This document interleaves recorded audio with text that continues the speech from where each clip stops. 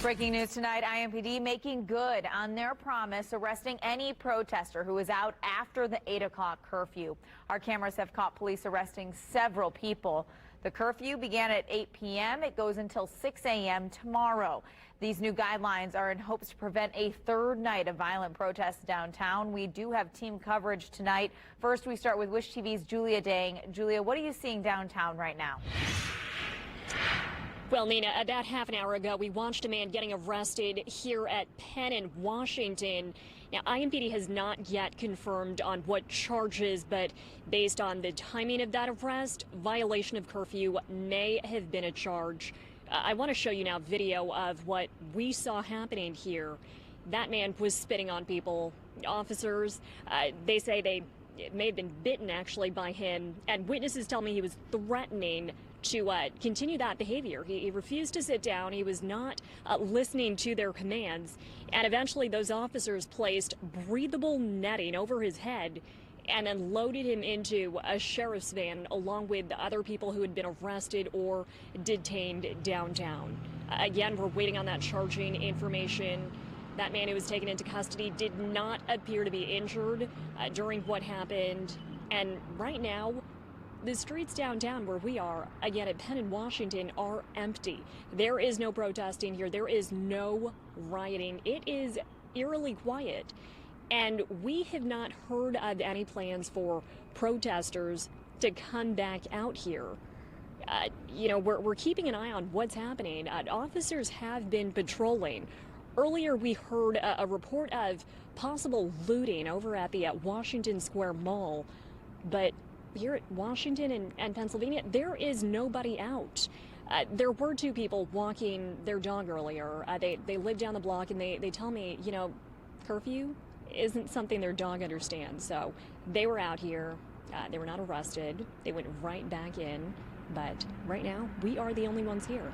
Nina, back over to you. Okay, Julia, thank you. Indianapolis police say they will take action if people are out protesting past that 8 p.m. curfew. Let me be clear. At 8 o'clock, we'll begin clearing crowds from downtown, and anyone in violation of the curfew order will be subject to arrest. Just about a half hour after the curfew went into effect, police did start clearing the streets. News 8's Richard Essex was downtown when police made several arrests. Here's video just into the newsroom and unedited.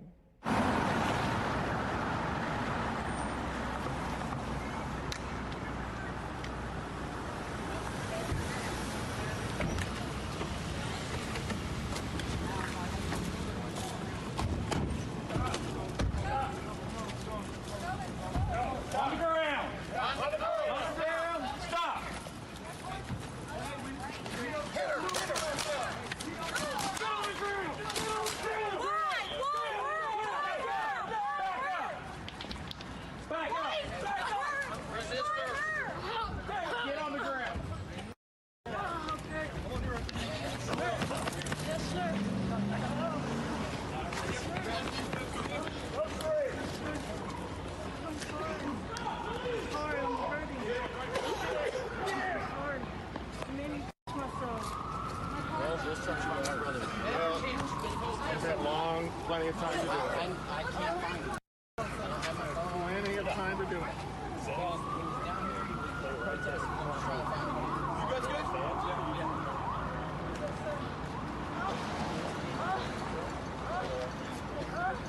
Why is that goober like that though?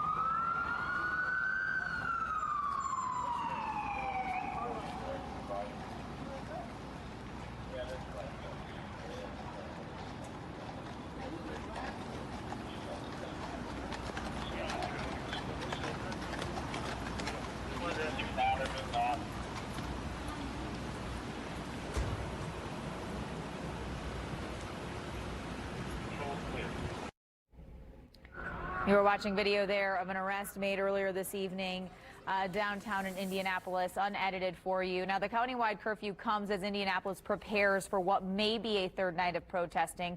Last night, it escalated into chaos. We saw looting, people setting fire to buildings, vandalism, and other violence. The mayor called last night's rioting unproductive destruction. The mayor says tonight's curfew is to help, not hurt. This policy is not intended to punish our residents. It is intended to protect them. Violating the mayor's curfew tonight is a misdemeanor. It can be punished with up to 180 days in jail. Now, the countywide curfew bans people from traveling on public roads or being in public places. To help make sure people are off the roads, INDOT and police have closed several interstate ramps to help state police in Indianapolis with that curfew.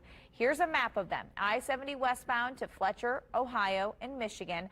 I-65 southbound to the same roads. I-65 northbound to Washington Street, and I-65 north and southbound to MLK. Indiana's National Guard is on standby tonight in preparation if protests turn tense. This comes again after 2 straight nights of unrest in the city. Governor Eric Holcomb says the National Guard has not been requested but is ready. Some members may be deployed to help state police protect state properties. Holcomb also signed an executive order that allows local city government to place more strict travel restrictions than what the state has in place. There was one peaceful protest with faith leaders and hundreds of others. They say it is time for reform now. News 8's David Williams is live downtown. David?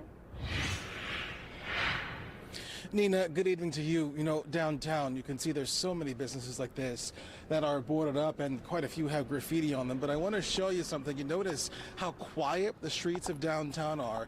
You're looking right down Washington Street. You can see, for the most part, pretty much all that we've seen downtown are police cars driving up and down to make sure nobody is on the streets. As you have mentioned, we are in that order. Look right there. You can see police monitoring the streets of downtown Indianapolis as we are under this order.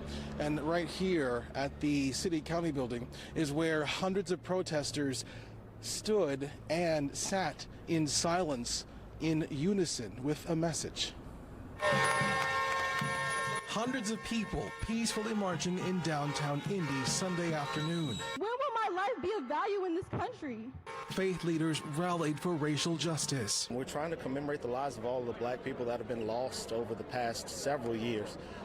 The police injustice, the white supremacy that's gone on, the racial injustice that has happened, and we wanted to make sure that we were providing a voice. That voice grew louder in the silence as hundreds of people laid down at Market Square downtown in what's called a die-in demonstration.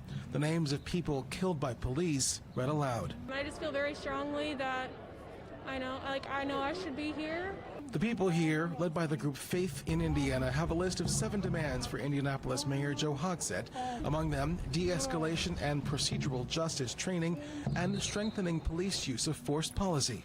I want our voices to be so powerful they're like a tidal wave. Hundreds of voices with one message. God is for social justice. There's no way that you can justify doing wrong to anybody, regardless of the color of their skin, their creed, their educational background, their sexual orientation. So we are back downtown live. You're watching right now. Somebody was just pulled over on Delaware at Washington Street. You know, we are in that order that people are to be off of the streets. And you can see that person just got pulled over in the last couple of seconds while you were watching that story. That person is just now leaving. But this gives you a sense of how police are enforcing and patrolling the streets of downtown to make sure that people are staying off the streets. Again, pretty much from what we're seeing, most people on the street right now are Indianapolis police officers. And by the way, those faith leaders, they want to meet with the mayor of Indianapolis within the next 72 hours. For now, we are live in downtown Indianapolis. I'm David Williams, Wish TV, wishtv.com, and follow us on Facebook. David, thank you. Tonight will be a sleepless one for many men and women who own small businesses downtown. Some have dealt with broken glass and destruction 2 days in a row. Wish TV's Dan Klein continues our team coverage with how owners are keeping their businesses safe tonight. Total chaos. It's what Ben Diallo and his wife Camilla walked into Sunday morning. We've been in this business for 12 years, so it's hard to see, everything that you invested in kind of just torn apart. Things Sunday evening all cleaned up. Likely $150,000 worth of merchandise at J. Benzal torn apart. Much of it left strewn in the alley. Ben and Camilla both support the peaceful protests during the day, which they believe are effective, but not the chaos and mayhem at night. We want people to have their voices heard about some really systemic problems that are going on. I wonder if there's a difference between policing the protests and then policing violence and looting and things like that. I watched it all unfold last night. Charles Walker was his own protector last night, a night he calls a war zone. He didn't want his business identified nor his tactics. My deterrent's my own secret, but it worked and it was very effective. He believes police are doing the best they can, but they're overtaxed in a citywide game of cat and mouse. These people are not protesters. They're destructors. They're destroyers. The folks you might see behind me, and during the day, these are real protesters. At Windsor Jewelry, just south of Monument Circle, looters have ransacked 2 nights in a row, even with plywood up Saturday night.